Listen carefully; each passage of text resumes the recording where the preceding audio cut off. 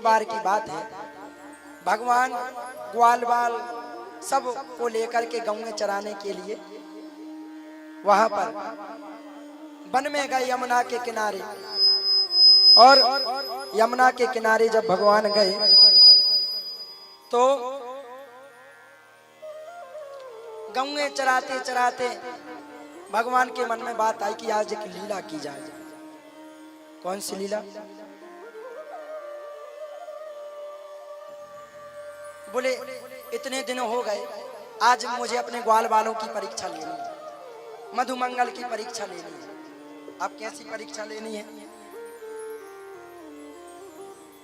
अब भगवान ने क्या किया, ध्यान से सुनना।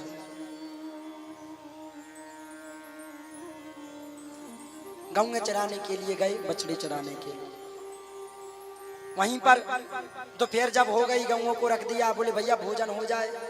कन्हैया ने कहा ठीक है। सब लोग बैठ गए। अब सब इंतजार कर रहे हैं मधुमंगल श्री दामा कि कन्हैया भोजन निकालेगा। बहुत देर हो गई, कन्हैया भोजन नहीं निकाला तूने। कन्हैया ने कहा मैं क्यों निकालूं?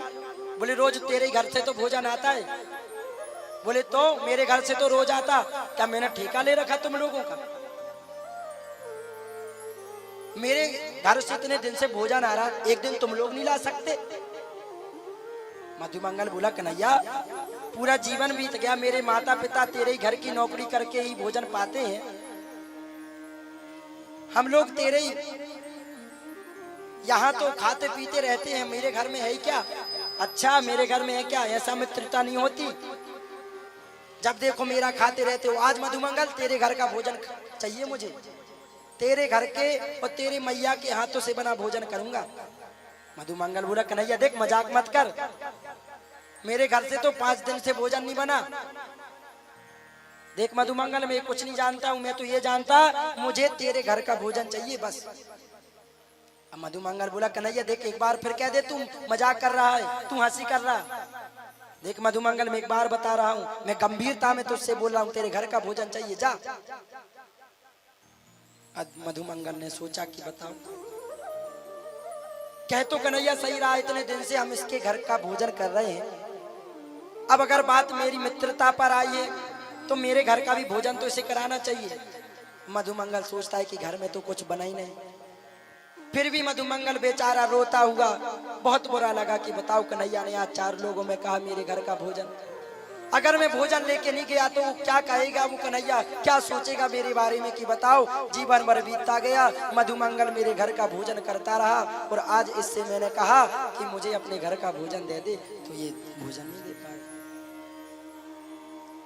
बेचारा मधुमंगल चला और जैसे ही घर में पहुंचा तो बोला मैया कुछ भोजन है क्या? मैया ने कहा मधुमंगल कैसी बात कर रहा है, हमारे घर में कब भोजन बना? हम तो सब कन्हैया के घर में भोजन करते हैं ना। मैया आज मुझे अपने घर का भोजन बना, वो तेरे हाथों का बना भोजन चाहिए। क्यों, क्या हो गया? तो मधुमंगल बोला मैया वो कन्हैया है ना,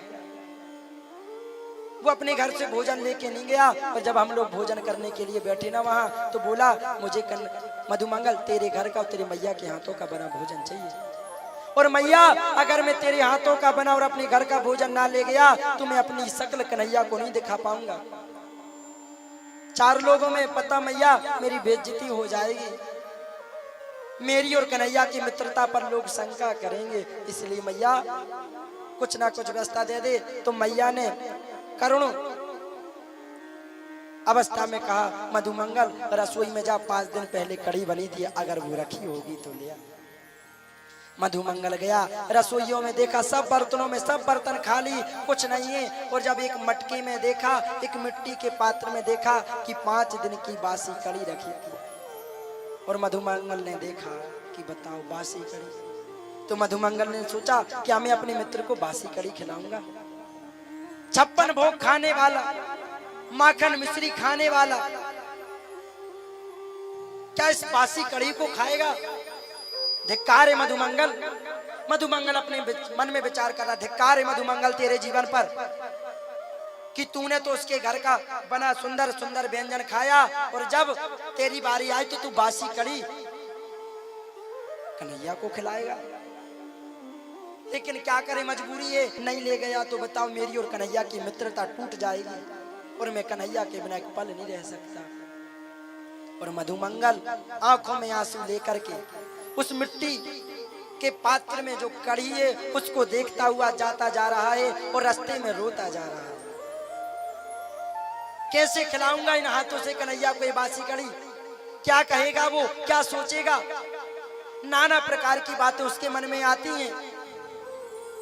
और सोचते सोचते जाता है, वो कहता है खिलाऊं ना खिलाऊं, मन में कई प्रकार की बातें आती हैं। और एक वृक्ष के नीचे बैठ करके वहीं यमुना के किनारे पहुंचा। उसने कहा, कन्हैया को जब दूर से देखा तो कन्हैया और सब मित्र इंतजार कर रहे थे। उसने सोचा मित्रता टूटती हो तो आज ही टूट जाए, कन्हैया बुरा मानता हो तो आज मान जाए, लेकिन मैं अपने कन्हैया को झूठी कड़ी नहीं खिलाऊंगा, उसका अपमान नहीं करूंगा। और वहीं एक वृक्ष के नीचे बैठ करके उस कड़ी को खुद खाने लगा।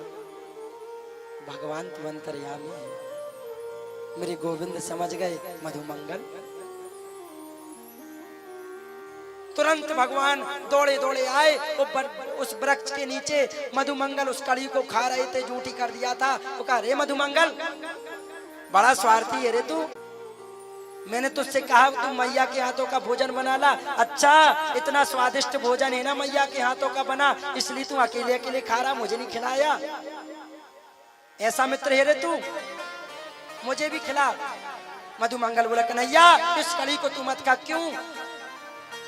कन्हैया मैं सही बताऊं ना, ये कड़ी बहुत बासी है, 5 दिन की बासी है, और मैं नहीं चाहता कि जो 56 भोग खाने वाला है, मैं अपने मित्र को बासी कड़ी नहीं खिलाना चाहता। अरे मधुमंगल, किसने कहा तुझसे?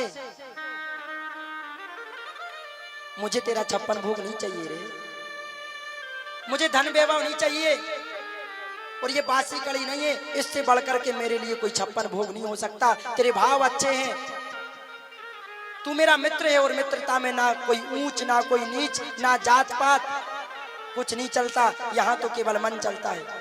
चल बाजू हट, मैं भी तेरे साथ खाऊंगा। और कन्हैया ने मधुमंगल के साथ उसकी झूठी कड़ी को और बासी कड़ी को खाया। मधुमंगल देखता रह गया कन्हैया, और आंखों से उसके आंसू नहीं रुके। परमात्मा की कृपा, उनका स्वभाव